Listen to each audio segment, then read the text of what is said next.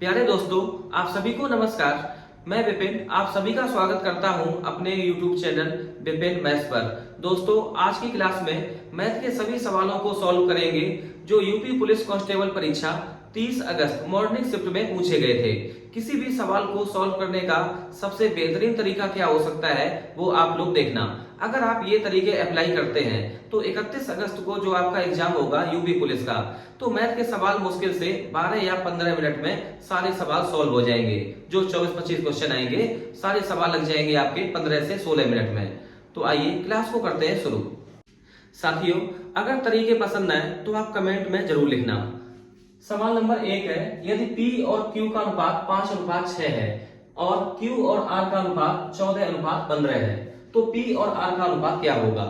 हम यहाँ पर देख रहे हैं कि जो R है वो है 15 के बराबर, तो 15 में छिपा है 3 और 5, तो अपना ऑप्शन वही सही होगा जहां पे 3 और 5 मौजूद होगा।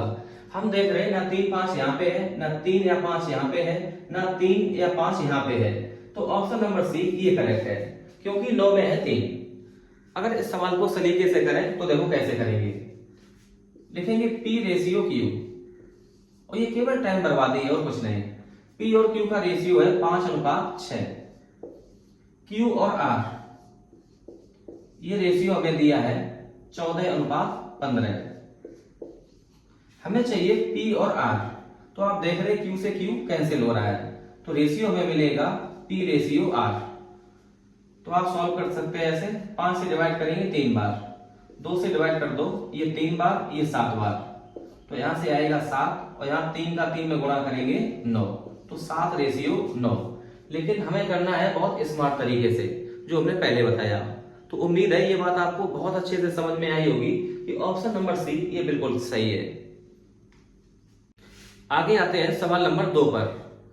एक बस कोच्चि से कोयम्बटूर जा रही है। प्रत्येक 15 मिनटों के 4 स्टॉप के साथ बस की औसत गति 50 किलोमीटर प्रति घंटा है, लेकिन ड्राइवर के बिना रुके बस चलाने से औसत गति 60 किलोमीटर प्रति घंटा होती है। कोच्चि से कोयम्बटूर कितनी दूर है। तो कुछ ना करो, आप केवल ये सूत्र लगा दो S1 S2 बटे S1 डिफरेंस S2 गुणा डेल्टा टी। मतलब अगर वो 50 किलोमीटर प्रति घंटा की गति से जाएगा और फिर वो 60 किलोमीटर प्रति घंटा की गति से जाएगा, तो टाइम में डिफरेंस आएगा 15-15 मिनट के 4 स्टॉप, मतलब 60 मिनट। इसका मतलब हुआ 1 घंटे के बराबर। तो आप ऐसे लिख दो कि जो डिस्टेंस होगी कोच्चि से कोयम्बटूर, तो S1 की वैल्यू 50, S2 की वैल्यू 60, दोनों का डिफरेंस आएगा 10 के बराबर इंटू डेल्टा टी, इन दोनों के समय में अंतर, और समय में अंतर है 60 मिनट। 60 मिनट मतलब 1 घंटा।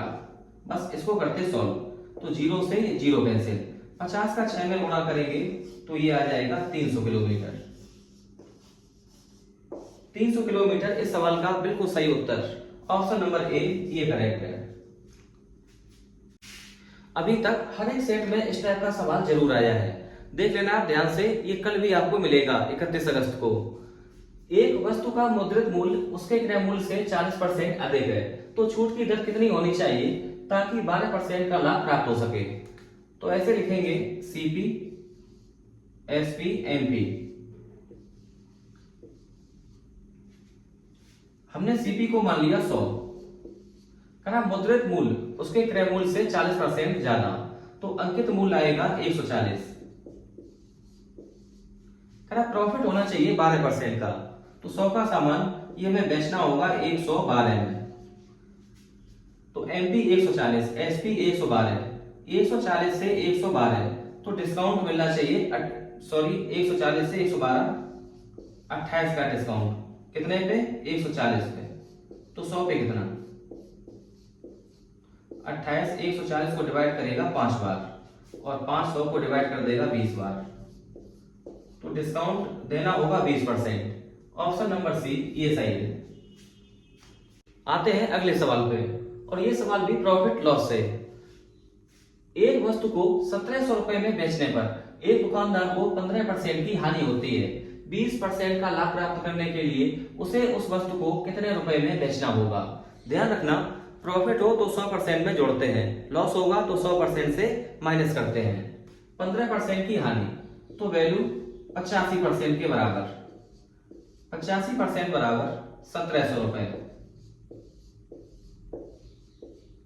लाभ लेना है 20%, तो हमें वैल्यू चाहिए 120% की, तो आप 17 से कर दो डिवाइड, तो ये जाएगा 5 बार। 5% बराबर 100 रुपए, तो 1% बराबर 20 रुपए के बराबर, और वैल्यू चाहिए 120% की, तो गुणा लगा दो आप 120, तो यहां भी गुणा 120 से, तो ये आ जाएगा 2400 रुपए। तो वस्तु को बेचना होगा 2400 रुपए में, तो ऑप्शन नंबर डी ये सही है। अधिकांश बच्चा इस सवाल में लग जाएगा सीपी के चक्कर में, लेकिन यहाँ सीपी का कोई रोल नहीं, आप डायरेक्ट निकालो 120% की वैल्यू। अभी तक दोस्तों इन 5 सवाल में कोई भी ऐसा सवाल नहीं मिला जहां पर 1 मिनट से ज्यादा टाइम लग जाए। एक पुस्तक विक्रेता ने एक पुस्तक को 10% की हानि पर बेचा। यदि वह इसे 1080 रुपए अधिक पर बेचता तो उसे 10% का लाभ होता। पुस्तक की कीमत ज्ञात करें। 10% की हानि और 10% का लाभ, तो ये डिफरेंस आएगा 20% के बराबर।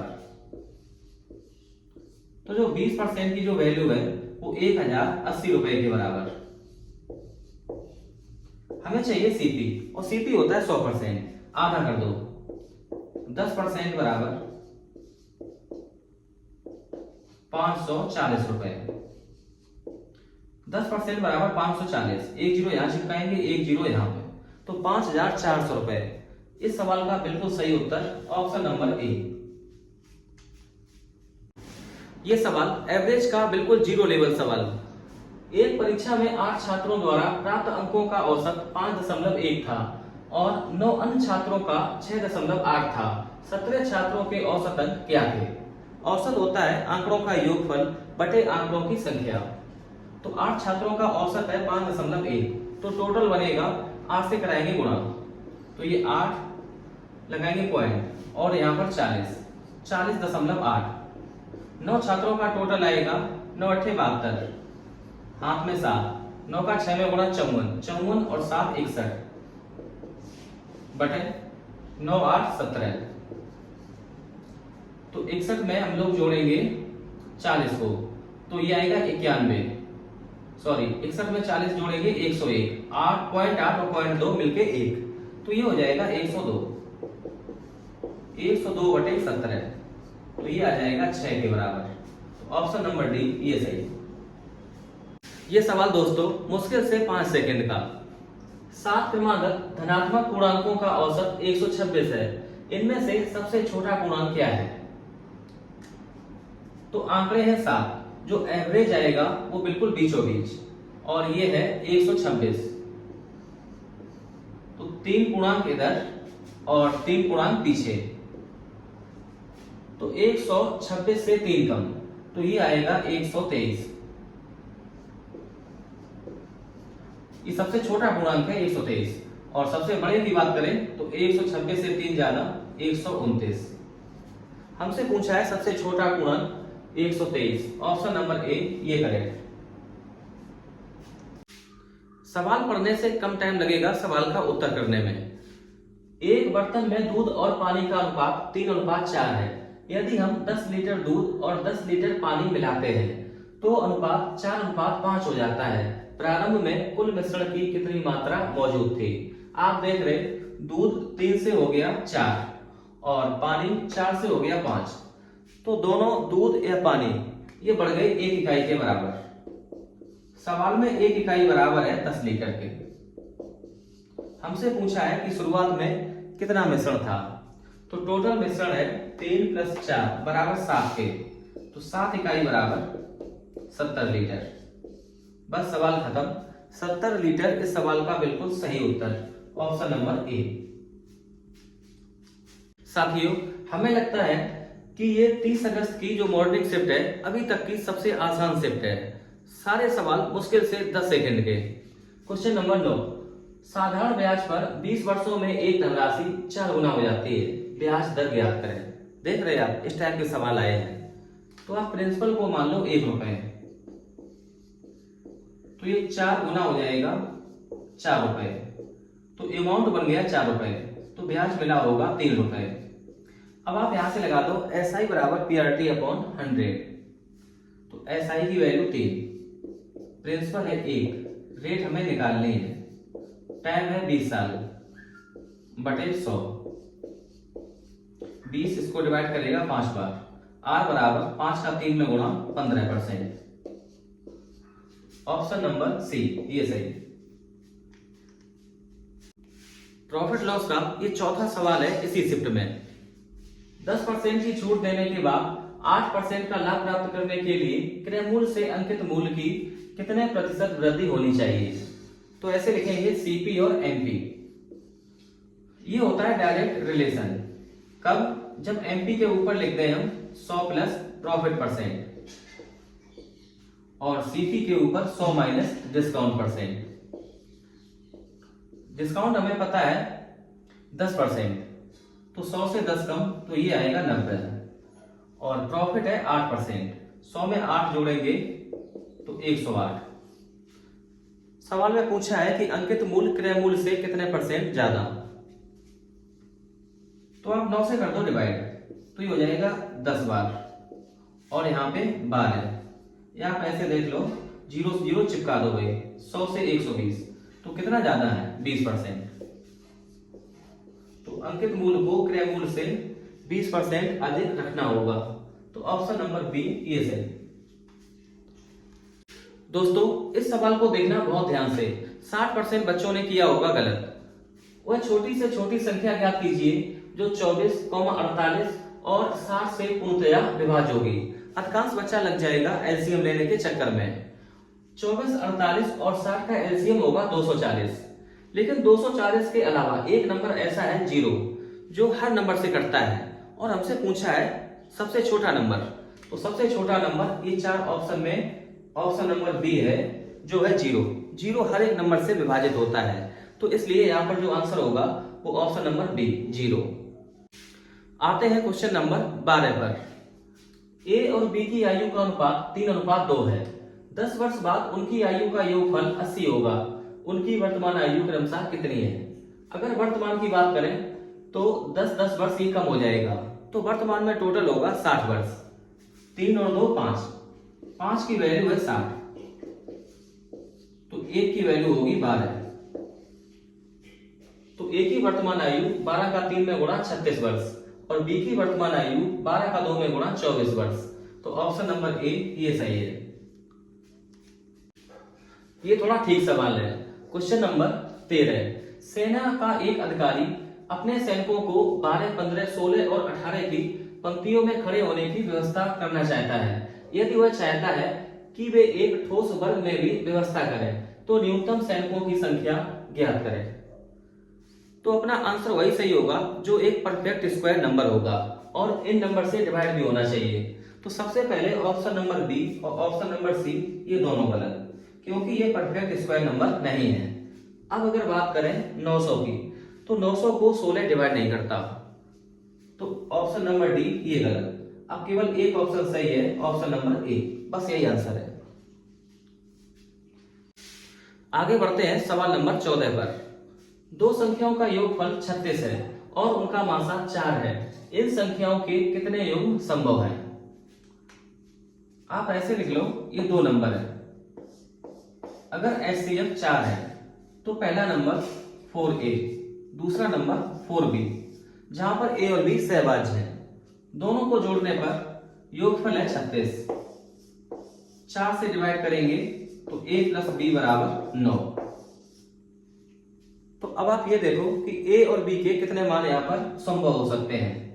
जैसे अगर A की वैल्यू रख लें 1 तो B की वैल्यू आएगी 8, जोड़ने पर 9 आना चाहिए। तो यहाँ 2 तो यहाँ पे आना चाहिए 7, ये 3, A का मान 3 तब B का मान 6, जब ये 4 तो ये 5। बस आप देख रहे कि 1 और 8, 1 के अलावा कुछ कॉमन नहीं, तो ये पेयर बनेगा। यहाँ पर 2 और 7 यहाँ पर पेयर बनेगा, 1 के अलावा कुछ कॉमन नहीं। 3 और 6 ये पेयर नहीं बनेगा, क्योंकि यहाँ 1 के अलावा 3 कॉमन है, 1 के अलावा कोई कुछ नहीं कॉमन होना चाहिए। 4 और 5 ये भी सहवाच संख्याओं का जोड़ा हो जाएगा। तो 1 पेयर, 2 पेयर, 3 पेयर, तो 3 पेयर संभव है। ऑप्शन नंबर डी ये सही है। देख लो दोस्तों, बेवकूफ बनाने वाला सवाल।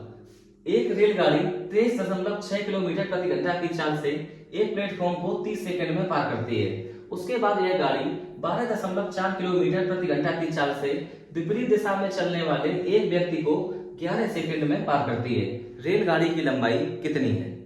तो इस बात का कोई मतलब नहीं रेलगाड़ी की लंबाई निकालने में कि रेलगाड़ी 23.6 किलोमीटर प्रति घंटा की चाल से एक प्लेटफॉर्म को 30 सेकंड में पार करती है। इस बात का कोई मतलब नहीं है।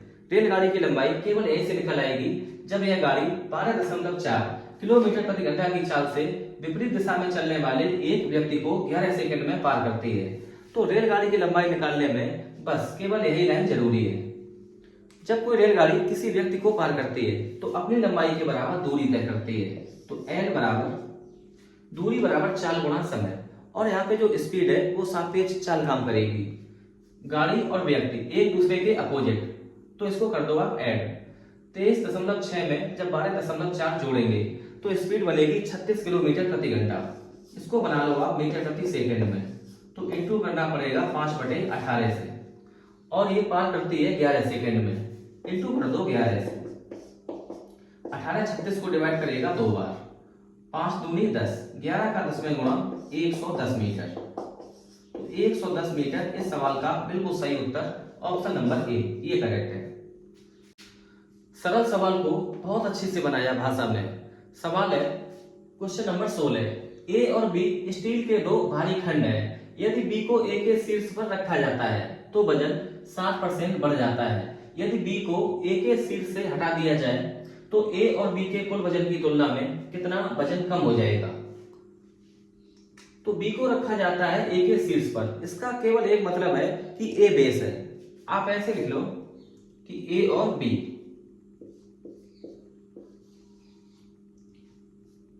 करा 60% बढ़ जाता है। 60% की फ्रैक्शन 3/5।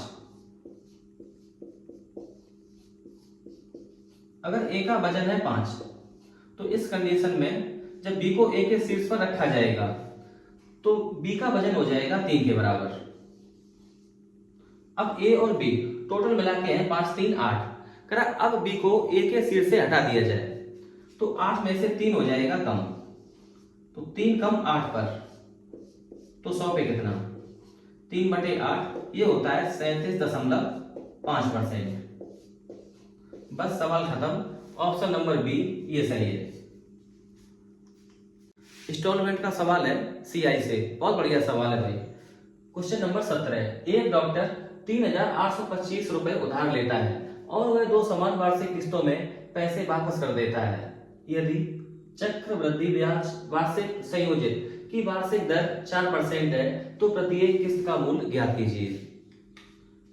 4% की फ्रैक्शन 1/25।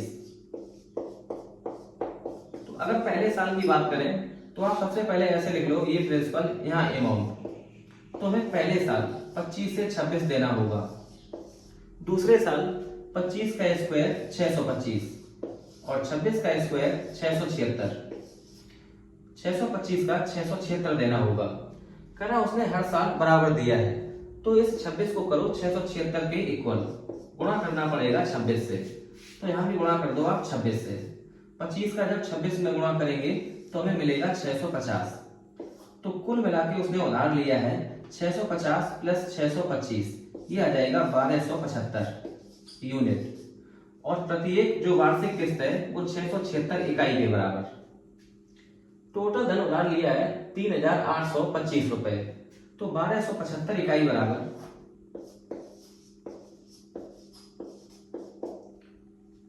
3,825 रुपए। एक इकाई निकालेंगे तो ये 1275 का 3 गुना है। एक इकाई शो करेगा 3 रुपए को। वार्षिक किस्त है 676, इंटू कर दो आप 3 से। 3 का 6 में गुणा 18, हाथ में 1, 3 7 21 और 1 22, और 3 का 6 में गुणा 18 2 20, 2028 रुपए। यही वार्षिक किस्त है 2028 रुपए। ऑप्शन नंबर सी ये करेक्ट। दोस्तों इस सेट का सबसे गजब सवाल यही है। Question number 18। एक ट्रेन 6 किलोमीटर प्रति घंटा और 5 किलोमीटर प्रति घंटा की गति से ट्रेन की समान दिशा में चल रहे दो पुरुषों को पार करने में 11 सेकंड और 10 सेकंड का समय लेती है। ट्रेन की गति ज्ञात कीजिए। तो ध्यान रखना कि जिस ओर ट्रेन चल रही है उसी ओर ये दो व्यक्ति चल रहे हैं, तो सापेक्ष चाल हो जाएगी माइनस। तो पहले व्यक्ति के लिए हम लोग लिखेंगे कि अगर ट्रेन की चाल को मान लें s किलोमीटर प्रति घंटा, तो s माइनस 6 गुणा करेंगे 5/18 से,